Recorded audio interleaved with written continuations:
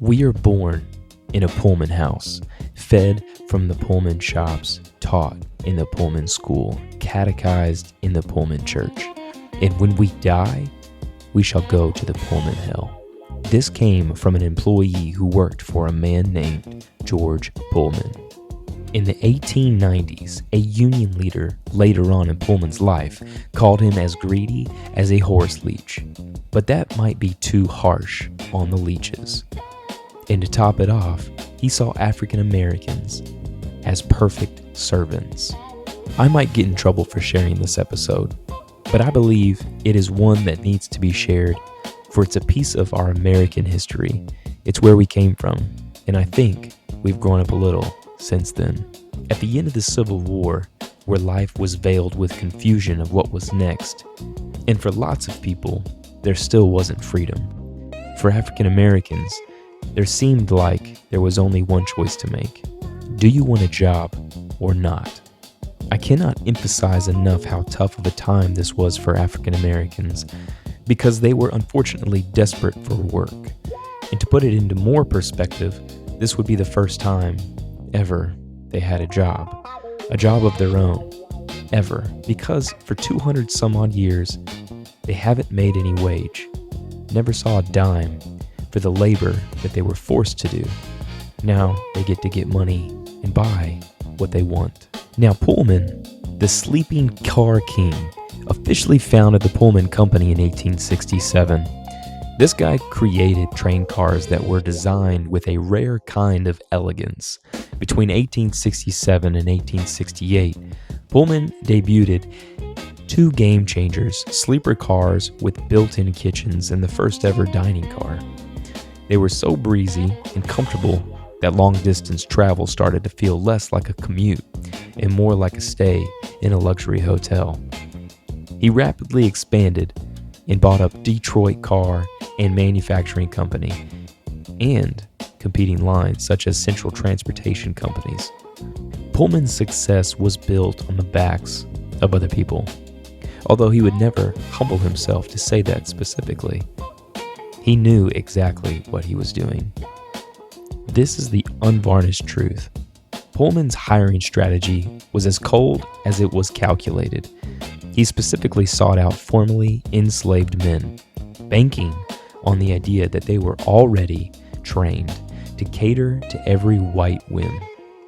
To Pullman, black porters, especially those with darker skin, were the perfect labor force. They were cheap. They worked grueling hours without complaint.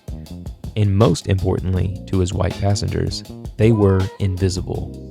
He sold a fantasy of elite service where the server was meant to be seen, but never truly noticed, ensuring his wealthy clientele never had to face the humanity of the men making their beds. And very quickly, George Pullman's company was the nation's single largest employer of African American men. Let me take it a step back. The men working for Pullman, specifically serving the white men in these cars, were called porters. And looking at it from the porter point of view is very hard, daunting, and almost unrealistic for many reasons. But from testimonies and articles, it seemed for most of them for some time that in the post-Civil War era, the crisp navy uniform of a Pullman porter was a badge of rare, hard-won mobility. While much of the South was trapped in the grueling, soul-crushing work of the fields, the brothers of the sleeping car were out chasing the horizon. It became a legacy of pride passed from father to son, a chance to see a vast country that was otherwise off limits to them. They weren't just employees.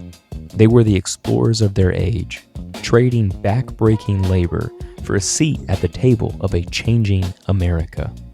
This wasn't just a job. The porters became the gold standards of service, opening doors that had been bolted shut for literally centuries. Some took their talents from the narrow aisles of the train to the grand lobbies of the world's finest hotels. Others, like J.W. Mays, climbed an even higher pedestal. Mays began by serving President William McKinley in a cramped sleeping car and ended up spending 4 decades in the White House. he became a steady, silent witness to the inner workings of 9 different presidencies. But that prestige came with a heavy hidden tax. Underneath the legacy and the shine, there lies still the treatment of being less than human. And on the tracks, they lost their names. They were addressed only as Boy or George. And this was a stinging, uncomfortable echo of the days when an enslaved person was known only by their master's name. Behind the polished buttons was a brutal reality. 400 freaking hours of work a month.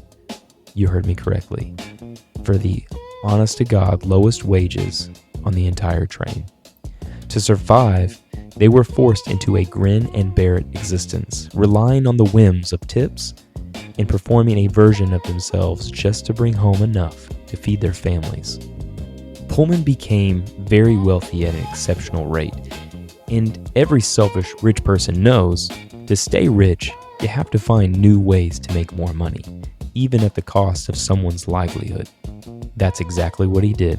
In 1880, he didn't just buy 4,000 acres of swampy prairie south of Chicago. He attempted to buy the very souls of his workforce. He spent $25 million in today's money to build an entire city that he envisioned would be a laboratory of human engineering, where every brick, tree, and window pane was designed to manufacture the perfect employee. It was a grand experiment in what he called capitalism with a conscience, though his critics would later call it a gilded cage. Pullman hired an architect and a landscape designer to create a visual marvel. Built from the red clay of the nearby lake Calumet, the town featured over 1,000 dwellings, a grand hotel named after his favorite daughter, Florence, and the arcade, a massive glass-roofed shopping center. At a time when most industrial workers lived in squalid, soot-covered tenements, Pullman's residents enjoyed indoor plumbing, gas lighting, and manicured parks. Pullman believed that by removing the temptations of the city, specifically saloons and brothels, and replacing them with beauty, he could eliminate strikes and unrest. He famously stated, "The worker should be surrounded by sights and sounds that refine his nature and make him a better man. Beauty is a great civilizer." For the Pullman porters and laborers, the town was a clean, orderly place to raise a family. But the cost was total autonomy. George Pullman was the landlord, the grocer, the water provider, and the law. He banned independent newspapers and public speeches. He even refused to let a local congregation own their own church building, insisting the company own the Greenstone Church and rent it out to various denominations.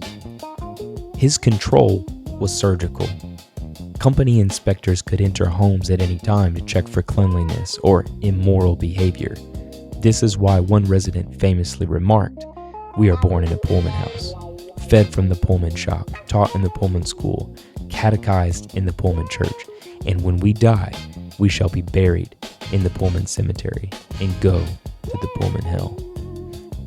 The fatal flaw in Pullman's utopia was that it was a business, not a charity.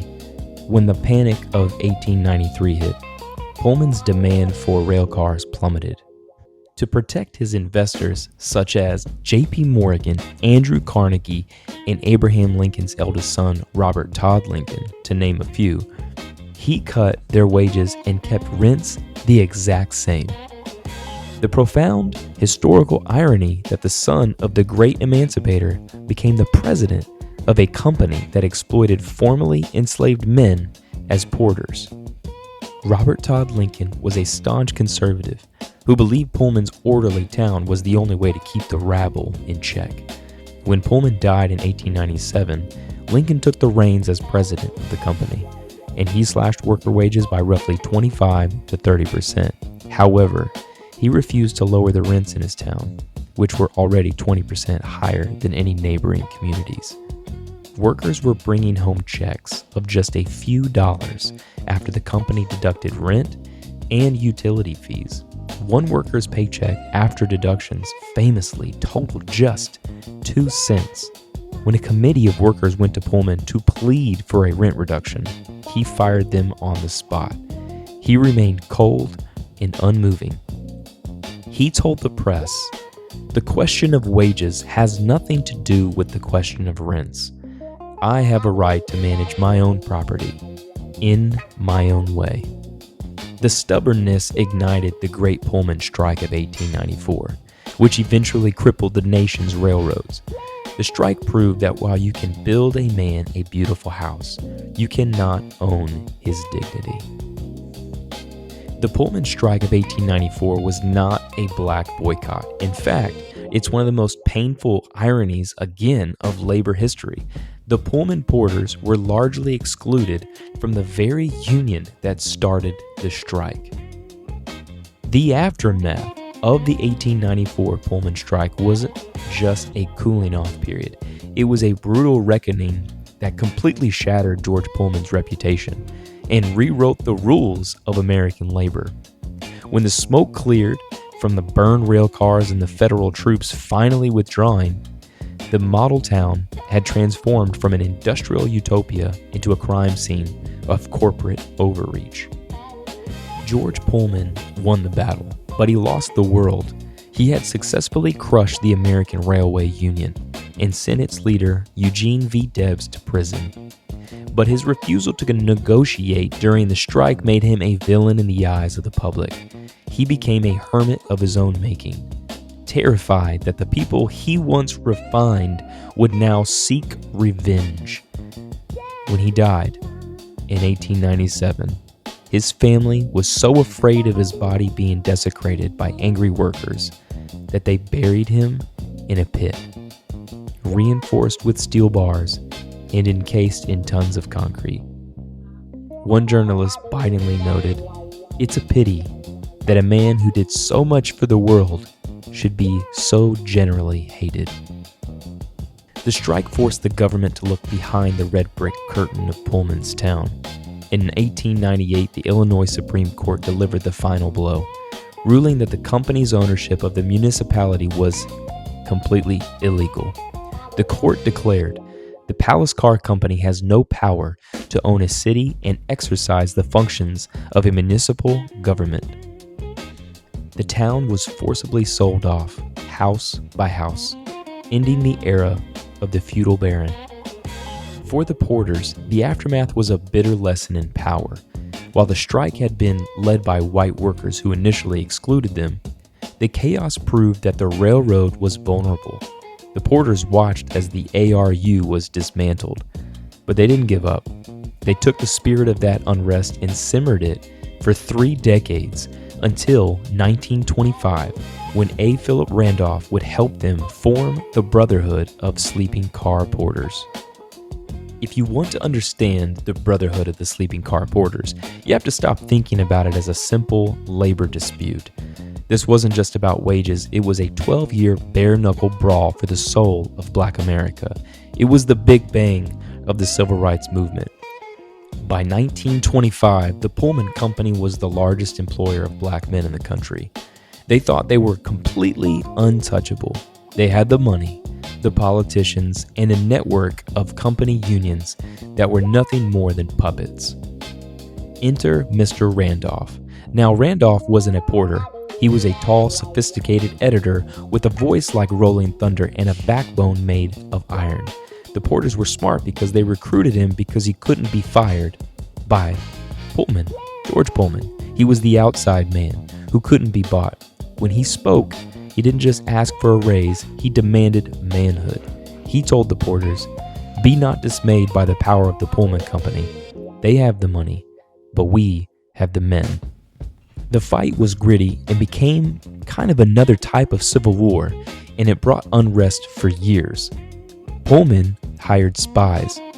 They fired any porter caught carrying a union card. They used stool pigeons to snitch out on their own brothers.